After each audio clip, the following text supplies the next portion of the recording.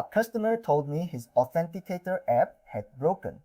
Every code it produced was being rejected on two separate sites, and he wanted to know what I had done to his phone.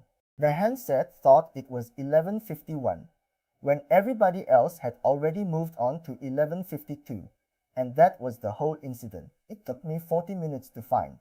I knew this failure existed, and I still went looking in the wrong place first.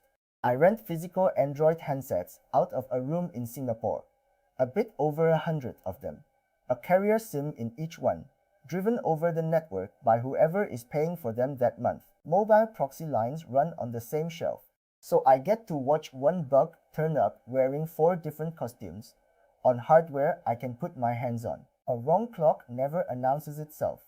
That is the whole reason it costs people days. The code that is correct and gets rejected. Start with the one that burns the most hours.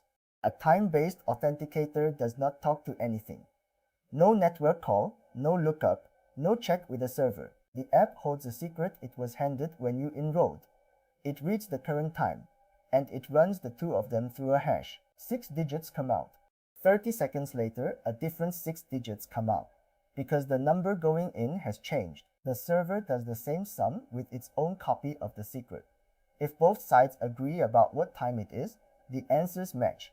That agreement is the only thing holding the whole scheme together. Now push the phone 30 seconds out of step. The app is computing the code for the wrong window. It is a perfectly valid code. It is the code for a moment that has not arrived yet, or for one that already went past. The site says invalid. It does not say your clock is wrong, because the site has no idea what your clock says. From where the server is standing, somebody typed 6 wrong digits. Most servers do accept the window either side of now, so a phone a few seconds out still sails through. That tolerance is why the failure looks random when it first starts.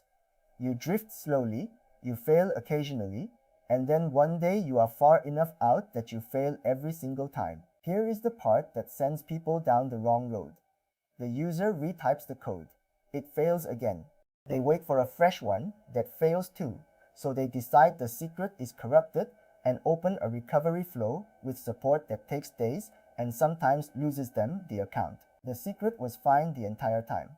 The same phone will also fail to receive a code by text or fail a login that has nothing to do with time, and every one of those gets blamed on the network or on me.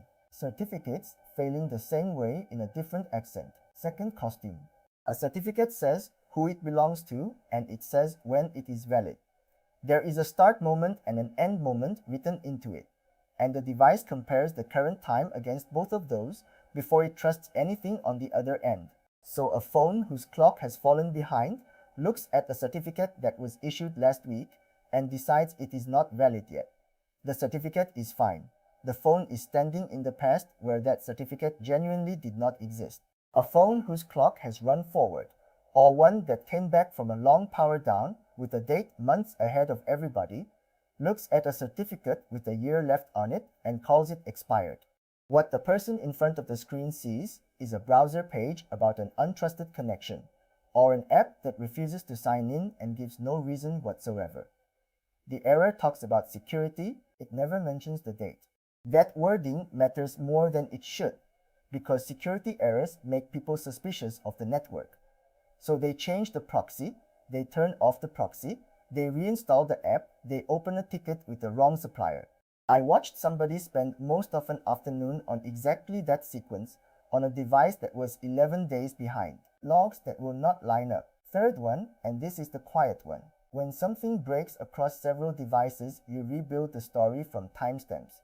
This happened, then that happened, so the second thing was probably caused by the first. That only works if every device is measuring the same seconds. Put 2 handsets 40 seconds apart and the story rearranges itself. The response shows up before the request. A job appears to finish before it started. 2 things that happened at the same instant look like a chain of cause and effect. You will not notice that as a bug. You will notice it as an explanation that does not quite hang together. And then you will build a theory around whichever device was lying to you. I have thrown away a whole afternoon of debugging that came down to 2 phones disagreeing about the minute. It is worse when the drift is small. An hour is obvious enough that somebody spots it. 40 seconds is plausible, so it goes into the reasoning as fact. The job that fires late, or twice. Fourth, anything on a schedule reads a clock to decide when to run. A phone that is behind runs its overnight job late, which is usually survivable and occasionally not. A phone that jumps forward when it finally reaches a network can skip its window entirely. The job never runs, nothing errors, and no alert fires, because from the scheduler's point of view, that time simply never happened. If the correction lands the other way, the phone rolls backwards through a window it already passed, and the job runs a second time. Whatever that job does, it now does twice. If it posts something, you have posted twice. If it touches money, you have touched money twice. Why a handset ends up wrong at all? Phones are not bad at this. A handset with a working connection keeps time well enough that you will never think about it once. The reason that works is that the phone is being told. The network hands it the time. The operating system treats that as authoritative, and the little oscillator underneath gets corrected long before it can wander anywhere interesting. Take the correction away, and the phone is running on a cheap crystal that was never designed to be right on its own. It drifts. Warm hardware drifts faster, and a shelf full of phones is a warm place. So the devices that come back wrong are the ones that lost the correction for a while. One that sat with no data on it. One that was powered down in a drawer for 3 months. One that came back from a factory reset and had not reached a network yet, so it is sitting on whatever date the firmware was built on. Then the worst category, which is entirely self-inflicted. Somebody turned off automatic time. People always have a reason at the moment they do it. Testing something date sensitive, chasing a bug, working around a limit in an app that checks the calendar. The reason expires and the setting does not. The device then gets handed on, looks completely normal, and has quietly stopped being told what time it is. On my shelf, that setting is the most common cause I see, and it leaves no trace anywhere except in the setting itself. The time zone one, which is a different bug, there is a second problem that produces almost identical complaints and needs a completely different fix, so it is worth pulling apart. A device stores an instant, and it draws that instant on the screen through a time zone, two separate layers. If the zone is wrong, the instant underneath is still right. The phone knows exactly what moment it is. It is just painting it 8 hours away from where you are sitting. So the authenticator keeps working because the sum uses the instant. Certificates keep validating. Your log lines are still in the correct order. They are only labeled in a zone you were not expecting, which makes them look wrong the moment you read them next to another device. The tell is that everything still functions, and only the display disagrees. If codes are getting rejected, that is the clock. If the codes are fine and the timestamps look shifted by a whole number of hours, that is the zone. Telling those two apart in the first minute saves you an hour every time. I keep everything on the shelf reporting in one zone, and let each screen say whatever it likes. The boring discipline. Let the network set it. That is a rule, not a default, because defaults get switched off by whoever had the device last, and nobody switches them back. When a handset comes back to me now, the automatic time setting gets checked before anything else, in the same pass where I check whether it is actually charging.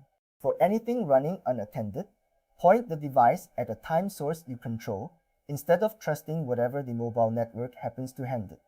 Carriers are usually right.